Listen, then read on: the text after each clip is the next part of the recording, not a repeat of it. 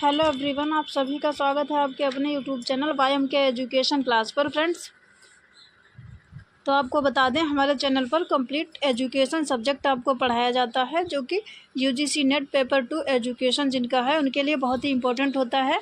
और फ्रेंड्स, जिनके पास education subject है बीए एमए में, बाकी बीएड एमएड बीटीसी में अगर जो टॉपिक हम पढ़ा रहे हैं वो टॉपिक आपके में है तो बहुत अच्छी तरीके से हमारे साथ जुड़ के फ्रेंड्स तैयारी कर सकते हैं। और ख़ास करके यूजीसी नेट के लिए एजुकेशन सब्जेक्ट हमारे चैनल पर अभी जल्दी में ही स्टार्ट किया गया है। फ्रेंड्स, तो आज हम पढ़ने वाले हैं बौद्ध दर्शन। फ्रेंड्स, आज हम पढ़ेंगे बौद्ध दर्शन। इससे पहले हमने जैन दर्शन पढ़ा था, उसकी कुछ चीज़ें रह गई थी पाठ्यक्रम और वो किसी वीडियो में पढ़ लेंगे, लेकिन आज हम पूरा कंप्लीट बौद्ध दर्शन मात्र 10 मिनट में पढ़ेंगे। हमारे साथ बने रहिए फ्रेंड्स। और भाई, वीडियो को लाइक कर लीजिए वीडियो स्टार्ट करने से पहले, और चैनल को फ्रेंड्स प्लीज़ सब्सक्राइब कर लिया करिए। हमें आपके सहयोग की अत्यंत आवश्यकता है ताकि हमें और अधिक मोटिवेशन मिल सके। ये सारी चीज़ें हम अपने सेल्फ नोट्स से शॉर्ट में टाइप करते हैं, बहुत ज़्यादा डिटेल में नहीं होती, लेकिन फिर भी अगर हमारे साथ ध्यान से बातें हमारी सुनते हैं, पढ़ते हैं तो एकदम क्लियर स्पष्ट तरीके से आपको याद हो जाएगा फ्रेंड्स। और अगर आप नोट्स बनाना चाहते हैं तो स्क्रीनशॉट करके ये शॉर्ट में जो भी है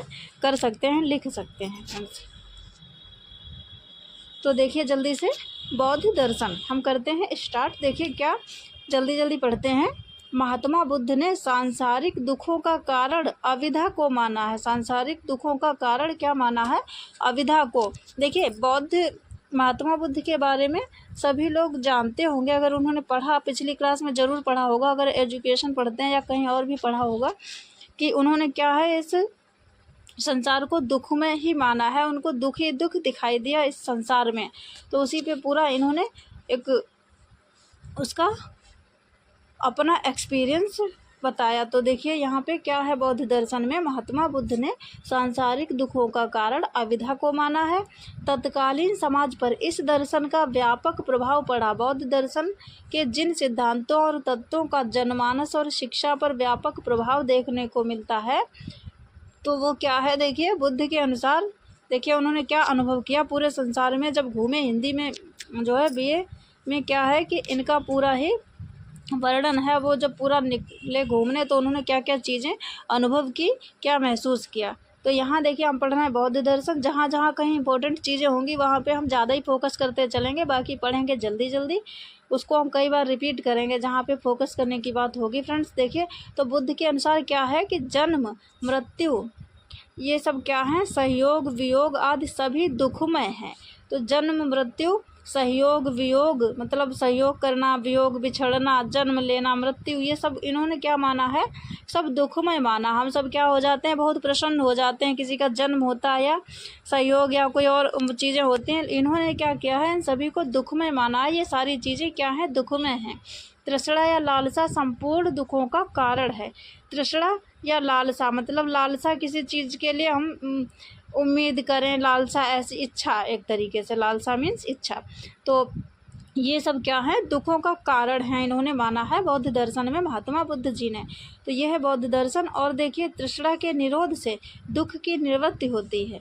और तृष्णा के निरोध से यहाँ पे मतलब है, तृष्णा जो हम घृणा टाइप की करते हैं वो उसके निरोध से मतलब उसको रोकने से, वो अगर हम नहीं करते हैं तो क्या होता है, दुख की निवृत्ति होती है। बुद्ध के अनुसार चार, ये यहाँ पे इम्पोर्टेंट चीज़ है। देखिए, बुद्ध के अनुसार कितने, बौद्ध दर्शन में कितने आर्य सत्य बताए गए, 4 आर्य सत्य बताए गए। वो कौन कौन से हैं, 4 आर्य सत्य कौन कौन से हैं, यहाँ पे ध्यान से पढ़िए। देखिए फ्रेंड्स, क्या है, बुद्ध जी ने माना है कि दुख है, इस संसार में क्या है, दुख है। फिर उन्होंने देखिए याद करने का तरीका, ट्रिक्स भी हम बताएंगे आपको कि किस तरीके से ये 4 आर्य सत्यों के चुटकियों में आप याद कर सकते हैं। देखिए, दुख है उन्होंने माना है, और क्या कहा है, दुख का कारण है। भाई जब दुख है तो दुख का कुछ ना कुछ रीज़न होगा, तभी तो दुख है।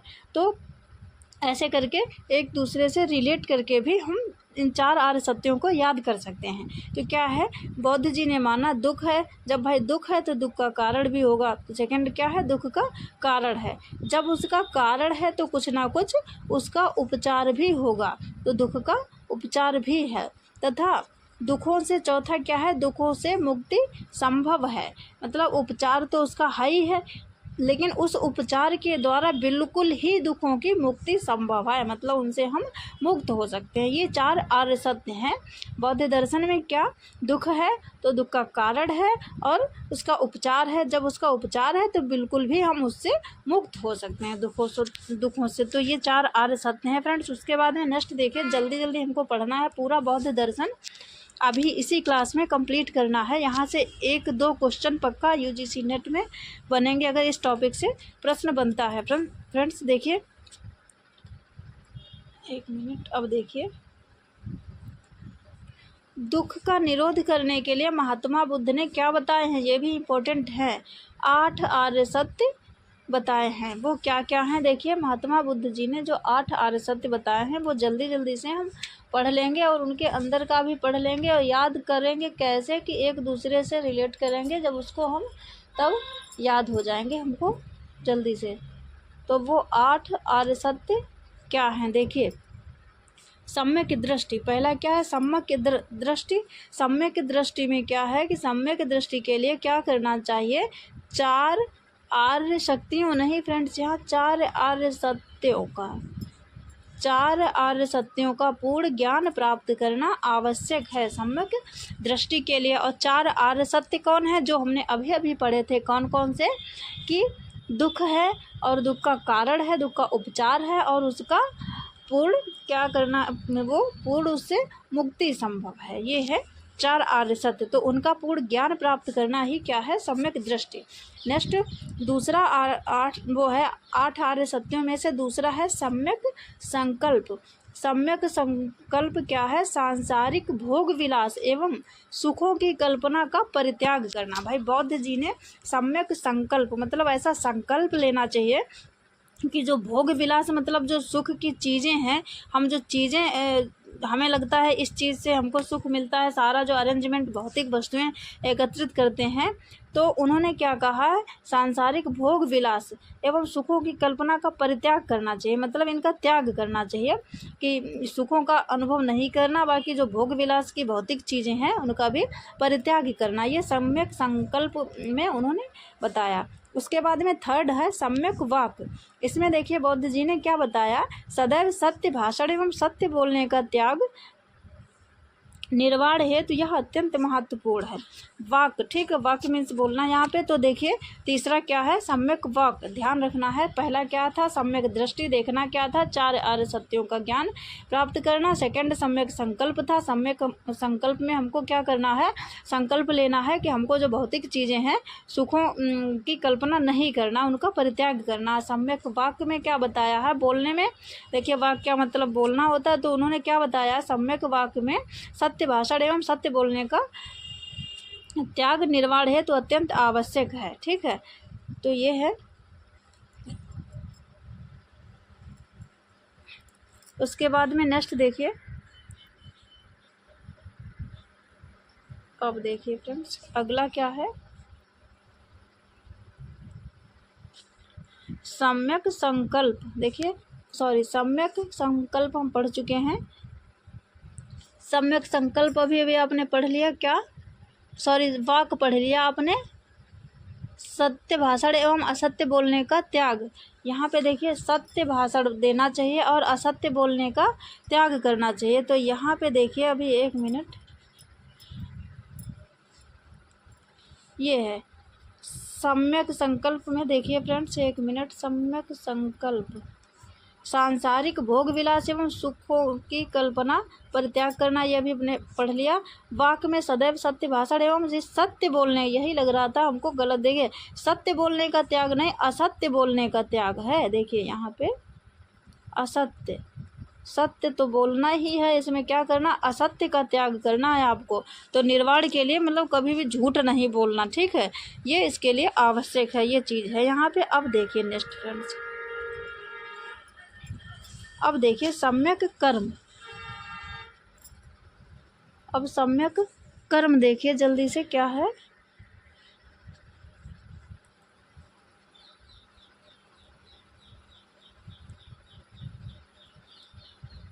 सम्यक कर्म। सम्यक कर्म क्या है देखिए, इसका अभिप्राय शुभ कर्म करने से है जो सदाचार का आधार हैं। ठीक है, सम्यक कर्म का मतलब है शुभ कार्य करने से है, जो कि इसको हटा दे फ्रेंड्स, 1 मिनट।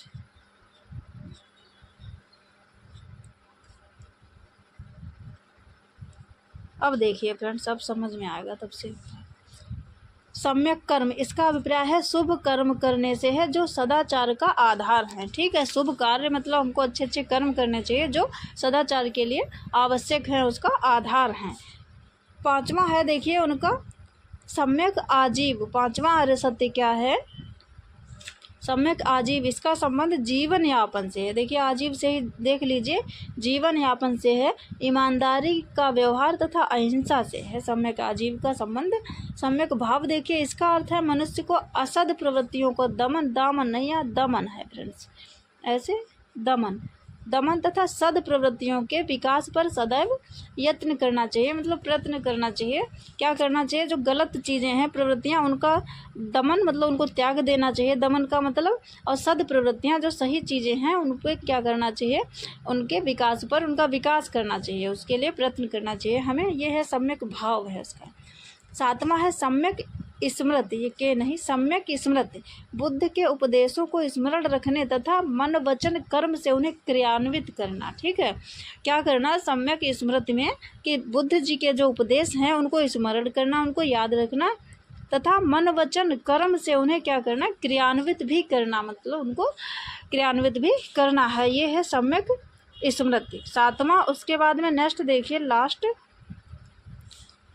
लास्ट है सम्यक समाधि। सम्यक समाधि देखिए क्या है?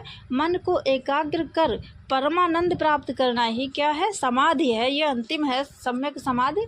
मन को एकाग्र करके परम आनंद प्राप्त करना, ये क्या है? सम्यक समाधि। इन्हें अष्टांगिक मार्ग भी कहा जाता है तथा जीव जगत ही सत्य है, शेष सब मिथ्या है, ऐसा कहकर बुद्ध क्या करते हैं? नास्तिक की श्रेणी में आ गए। अगर बुद्ध दर्शन आपसे पूछ लिया जाए नास्तिक है या आस्तिक, तो ये बुद्ध जो है क्या है? ये बौद्ध दर्शन नास्तिक की श्रेणी में आता है, क्योंकि ये जो है भगवान जी को नहीं क्या करते हैं, सिर्फ बुद्ध दर्शन के अपना ही मानते हैं कि क्या करना है, सिर्फ जीव जो है ये और ये पूरा जगत यही सत्य है, बाकी कुछ सत्य नहीं, शेष सब मिथ्या है, मतलब झूठ है शेष सब। तो ये जो है क्या थे? 8 आर्य सत्य है, ये याद भी करने हैं आपको, क्योंकि जो है यहाँ से भी प्रश्न बन जाता है कि 8 आर्य सत्य कौन कौन से हैं। ऐसा तो जिनके में थ्योरी आती है उनके लिए याद करना ज़रूरी है, लेकिन यूजीसी नेट के लिए भी इसको जानना ज़रूरी है फ्रेंड्स। तो ये थे आर्य सत्य। उसके बाद में नेक्स्ट देखिए, आगे हम पढ़ते हैं बौद्ध दर्शन के शिक्षा के उद्देश्य क्या है। देखिए बौद्ध दर्शन में शिक्षा के उद्देश्य जल्दी से हम पढ़ लेते हैं। देखिए इसमें क्या है? देखिए, मैं झूठ बोलने से विरत रहने की शिक्षा लेता हूँ, एक तरीके से ये उसके प्रण भी हैं, ऐसा हम एक्सेप्ट करते हैं। और देखिए क्या है? बौद्ध प्राणी हिंसा से दूर रहने का व्रत लेता है, ये भी शिक्षा का उद्देश्य है। और देखिए, मैं व्यभिचार से अलग रहने की शिक्षा ग्रहण करता हूँ, मैं नशीली वस्तुओं के सेवन से दूर रहने की शिक्षा लेता हूँ, मैं चोर कर्म से विरत रहने का व्रत लेता हूँ, मतलब चोरी का काम। प्रत्येक माह के अष्टमी, पूर्णिमा तथा अमावस्या को अष्टशील व्रत लेने की शपथ दिलाई जाती है। ये है फ्रेंड्स बौद्ध दर्शन के शिक्षा के उद्देश्य, मतलब झूठ नहीं बोलना, जो आर्य सत्य थे वही है। अगर आपको थ्योरी लिखनी है तो उस तरीके से कर सकते हैं, जो आर्य सत्य याद हैं वही अगर कर सकते हैं तो भी सही हो जाएगा। और क्या? मैं प्राणी हिंसा से दूर रहने का व्रत, व्यभिचार से अलग रहने की शिक्षा, नशीली वस्तुओं का सेवन, जो आपने अभी आप पढ़ेंगे नियम, इसके बौद्ध संघ के नियम पढ़ेंगे, उनमें भी ये नशीली वस्तुओं का नियम, वो सारी चीज़ में उद्देश्य ही इसके हैं। तो जल्दी से देखिए हम आगे बढ़ते हैं और पढ़ते हैं, और क्योंकि हमको करना है कंप्लीट बौद्ध दर्शन। आज ही सारी इम्पोर्टेंट चीज़ें नोट्स में टाइप की हैं हमने। देखिए ये इम्पोर्टेंट चीज़ है, प्रवज्जा संस्कार क्या होता है, ये भी पूछ लिया जाएगा कि कोई धर्म दे दिया गया, दर्शन और धर्म दे दिया जाएगा और आपसे पूछ लिया जाएगा संस्कार, मतलब ये किसका है, तो प्रवज्जा संस्कार, उपनयन संस्कार, इस तरीके से ऑप्शन दे दिए जाएंगे। तो आपको मालूम है ये किसका है, बौद्ध धर्म में प्रवज्जा संस्कार, जो कि शिक्षा ग्रहण करने के लिए, शुरुआत करने के लिए, आरंभ करने के लिए किया जाता है। अब देखते हैं क्या है प्रवज्जा संस्कार जल्दी से। शिक्षा है तो संघ में प्रवेश करना क्या प्रवज्जा कहा जाता है। देखिए, और होता क्या है इसमें, किया क्या जाता है प्रवज्जा संस्कार में, पारिवारिक संबंधों को तोड़कर 8 वर्ष की आयु में, 8 वर्ष में, जब 8 वर्ष का बच्चा हो जाता है तब देखिए इस प्रवज्जा संस्कार में क्या होता है, पारिवारिक संबंधों को तोड़कर, मतलब परिवार से कोई मतलब नहीं, तोड़कर क्या करना होता है, 8 वर्ष की आयु में बालक संघ में प्रवेश करता है। ठीक है, जैसे विद्यालय होते हैं ऐसे उस समय जहाँ पढ़ाई होती थी उसको संघ कहते थे, संघ में प्रवेश करता था। और होता क्या था, यहाँ किसी भी जाति या वर्ग का बालक प्रवेश ले सकता था संघ में, क्योंकि संघ में आकर उसकी कोई जाति नहीं रह जाती थी। संघ में उसे एक साधु के समान जीवन व्यतीत करना होता था। और देखिए क्या होता था, 8 वर्ष की आयु में कैसे प्रवज्जा संस्कार होता कैसे था, ये तो आपने देख लिया कि क्या कैसे होता है। अब देखिए प्रवज्जा संस्कार में वह सिर मुड़ाकर, यहाँ पे ऐसे सिर मुड़ाकर गेरुआ वस्त्र धारण करता था, मतलब ऑरेंज कलर के, और उसे प्रतिज्ञा करनी पड़ती थी, मतलब प्रण लेना पड़ता था क्या, कि वो 3 बार उसको कहना पड़ता था। बच्चे को 8 वर्ष की आयु में क्या करता था, सिर मुड़ाकर, उसके मतलब बाल मुड़वाकर क्या करना था, गेरुआ वस्त्र धारण करता था, और 3 बार कहना पड़ता था, बुद्धम शरणम गच्छामि, धम्मम शरणम, एक मिनट, अब देखिए, बुद्धम शरणम गच्छामि, धम्मम शरणम गच्छामि, संघम शरणम गच्छामि, मतलब हम बुद्ध की शरण में जाता हूँ, मैं धम्म की शरण में जाता हूँ और संघ की शरण में जाता हूँ। ऐसे 3 बार कहकर फिर उसको जो है उसमें प्रवेश संघ में दे दिया जाता था। तो यही है प्रवज्जा संस्कार। उसके बाद में देखिए नेक्स्ट,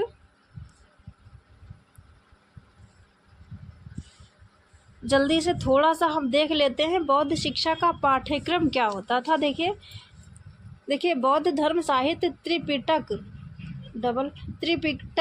विनय धम्म आदि का ज्ञान, तुलनात्मक ज्ञान के लिए वैदिक साहित्य का ज्ञान भी आवश्यक था। और क्या होता था, मठों तथा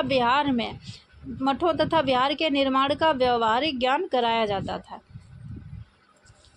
पाठ्यक्रम में क्या होता था, मतलब जहाँ पढ़ते थे मठ और विहार, वहाँ के निर्माण का, मतलब वो किस प्रकार से बने, जैसे आजकल विद्यालय होते हैं ऐसे उस समय बौद्ध धर्म में मठ और विहार होते थे, तो उनके निर्माण का ज्ञान कराया जाता था। पाठ्यक्रम में कैसे बनते हैं वो, पाठ्यक्रम के अंतर्गत सामान्य विषयों में पठन लेखन, गणित शास्त्र, कला कौशल, शिल्प कलाएँ जैसे कि कातना, बुनना, छपाई, रंगाई, वास्तुकला, मूर्तिकला, चित्रकला तथा संगीत, और व्यावसायिक विषयों में कृषि, पशुपालन, ये सारी चीज़ें क्या होती थी, पाठ्यक्रम में शामिल होती थी। इसी प्रकार से और भी है पशुपालन और आयुर्वेद व शल्य चिकित्सा और शारीरिक शिक्षा में व्यायाम तथा खेल कूद आदि का ज्ञान भी होता था। ये चीज़ें इतनी हमने टाइप की। उसके बाद में नेक्स्ट देखिए जो ज़रूरी था पाठ्यक्रम के अलावा, फिर और देखिए कुछ पढ़ लेते हैं थोड़ा सा जल्दी से, ये चीज़ भी बहुत ही इम्पोर्टेंट है।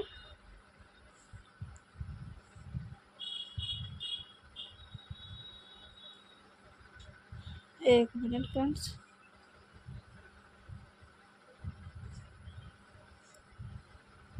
पाठ्यक्रम पढ़ लिया आपने,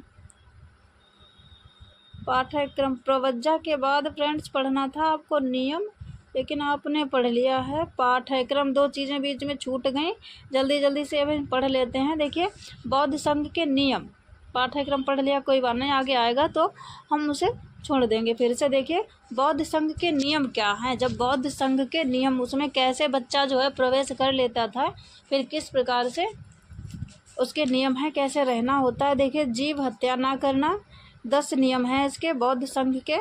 जीव हत्या ना करना, बुरा आचरण ना करना, किसी के साथ मतलब बुरा आचरण नहीं करना है, ऐसा बौद्ध जी का मानना है, उनके बौद्ध संघ के नियम हैं। और क्या करना, झूठ ना बोलना, असमय भोजन ना करना, मतलब समय से ही भोजन करना, उत्तेजक व मादक पदार्थ ना लेना। ठीक है, ये उत्तेजक और मादक पदार्थ, नशीले पदार्थों का सेवन वर्जित था। और क्या करना, बुराई ना करना, किसी की बुराई करना भी वर्जित था। श्रृंगार साधनों का त्याग, मतलब सजने धजने की चीज़ें क्या थी, वर्जित थी। नृत्य आदि से दूर रहना, मतलब नाचना ये सब नहीं करना था। बिना मांगे किसी भी वस्तु को ना लेना, संघ की जो वस्तुएं थी बिना मांगे किसी से नहीं ले सकते थे किसी भी वस्तु को। और क्या था 10वां देखिए, सोना चांदी जैसी मूल्यवान वस्तु भिक्षा में स्वीकार ना करना। देखिए क्या होता था, बौद्ध धर्म में भिक्षा मांगनी पड़ती थी। जो बौद्ध संघ में प्रवेश करते थे उनको उन्हीं से क्या करना होता था, सारा जीवन यापन करना पड़ता था। तो क्या करना होता था, सोना चांदी जैसी मूल्यवान जो महंगी वस्तुएं थी उनको भिक्षा में स्वीकार नहीं किया जाता था। तो ये भी नियम थे, बौद्ध संघ के 10 नियम थे। उसके बाद में नेक्स्ट देखिए, एक मिनट फ्रेंड्स, अब देखिए नियम के बाद में बौद्ध दर्शन, बौद्ध शिक्षा दर्शन में देखिए प्रवज्जा संस्कार आपने पढ़ा था। उसके बाद में उपसंपदा संस्कार, देखिए 2 लाइनों में बस देख लीजिए। ये क्या होता है, जैसे 20 वर्ष की आयु में उपसंपदा संस्कार होता था। प्रवज्जा संस्कार क्या है, स्टार्टिंग में जब प्रवेश लिया जाता था उस समय होता था। और लेकिन उपसंपदा संस्कार 20 वर्ष मतलब 20 वर्ष की आयु में उपसंपदा संस्कार होता था। इसमें होता क्या, देखिए उपसंपदा संस्कार के उपरांत क्या होता था, सामनेर संघ का पूर्ण एवं विधिवत सदस्य बनकर धर्म के प्रचार प्रसार के कार्यों में लग जाता था। तो प्रवज्जा संस्कार 8 वर्ष की आयु में प्रवेश करते समय होता था, तब उसको वो 3 बार कहना होता था, बुद्धम शरणम गच्छामि, धम्मम शरणम गच्छामि, संघम शरणम गच्छामि। लेकिन उपसंपदा संस्कार ये 20 वर्ष की आयु में होता था।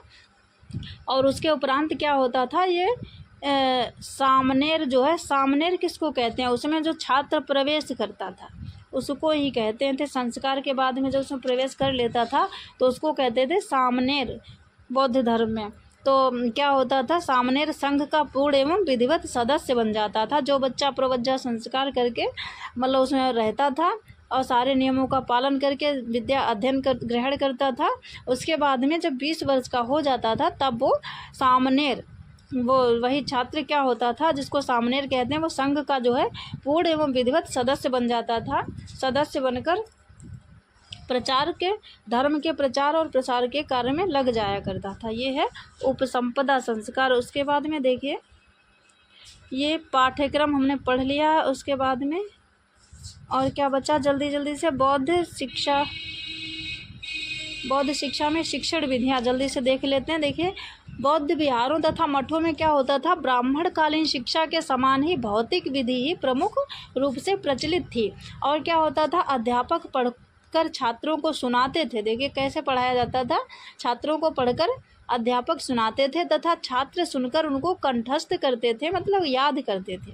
बौद्ध शिक्षा में उपदेश प्रणाली का भी प्रचलन था। जो जनसाधारण बौद्ध धर्म में श्रद्धा रखते थे वो बौद्ध भिक्षुओं को अपने यहाँ बुलाकर उनके उपदेश सुनते थे। जैसे कि कथा, हम लोग आजकल क्या होता है कि कथा सुनते हैं शास्त्री से, उस तरीके से क्या होता था बौद्ध धर्म में कि जो उस धर्म में श्रद्धा रखते थे, विश्वास रखते थे, वो बौद्ध भिक्षुओं को क्या करते थे, उनको भिक्षु कहा जाता था। जो भी संघ में बाद में रहते थे उनको बौद्ध भिक्षुओं को अपने यहाँ बुलाकर उनके उपदेश सुनते थे और उन्हें उपासक कहा जाता था। और देखिए मनन विधि उच्च स्तरीय ज्ञान प्राप्त करने की प्रमुख विधि थी। मनन विधि जो है उस समय उच्च स्तरीय उच्च शिक्षा का ज्ञान प्राप्त करने की प्रमुख विधि थी। देखिए और देखिए थोड़ा सा इसे मनन विधि को एकांत साधना विधि भी कहते थे। और देखिए पाठ्य विधि, शास्त्र विधि, संगोष्ठी विधि, उपमा विधि, उपदेश, प्रवचन, व्याख्या विधि, प्रश्नोत्तर विधि, व्याख्या, स्वाध्याय, ये सारी विधियाँ भी बौद्ध धर्म में प्रचलित थी। इनको अलग अलग से याद करना कोई ज़रूरी नहीं है। अगर डिटेल में आपको लिखना है तो करना है, वरना जो है ऐसे इनको सिर्फ पढ़ लेना है थोड़ा सा। उसके बाद में और क्या बचा है जल्दी से देखिए, अध्यापक छात्र संबंध तो कैसे थे, देखिए शिक्षक छात्र संबंध आध्यात्मिक मधुर स्नेहिल है। ये स्नेहिल तथा सम्मानजनक संबंध हुआ करते थे। उस समय शिष्य गुरु की तन मन से क्या करते थे, सेवा करते थे। तो ये है बौद्ध शिक्षा दर्शन। तो बौद्ध धर्म कंप्लीट हो गया फ्रेंड्स। जो भी ज़रूरी चीज़ें, इंपॉर्टेंट चीज़ें थी वो हमने पढ़ ली। उसके बाद में अगर आप वीडियो देखते हैं, कमेंट्स में आपको कुछ और लगता है तो आप बता सकते हैं फ्रेंड्स। तो भाई प्लीज़ हमारे चैनल को सब्सक्राइब अवश्य कर लीजिए, और जिससे कि हमें थोड़ा सहयोग और सपोर्ट मिल सके, हमें आपके सहयोग एवं सपोर्ट की फ्रेंड्स अत्यंत आवश्यकता है। तो आज के लिए इतना ही, बाकी मिलते हैं नेक्स्ट वीडियो में, और उसके बाद में जल्दी से ही हम एक और यूनिट इसी के साथ में लेके चलेंगे। ये शाम के टाइम 4 साढ़े 4 बजे फर्स्ट यूनिट रहेगी, और दूसरी यूनिट जो स्टार्ट करेंगे उसका टाइम हम किसी वीडियो में बताएंगे फ्रेंड्स। आज के लिए इतना ही, मिलते हैं नेक्स्ट वीडियो में। तो यूजीसी नेट की तैयारी के लिए, एजुकेशन सब्जेक्ट के लिए फ्रेंड्स आप हमसे जुड़ सकते हैं, और नया चैनल समझ के, नया मतलब ये जो भी टॉपिक अभी स्टार्ट हुए हैं इनको समझ के पीछे मत हटिए, हमारे साथ जुड़ने की कोशिश करिए फ्रेंड्स। आपको बहुत अधिक कुछ सीखने को मिलेगा, एकदम पूर्ण रूप से तैयारी होगी।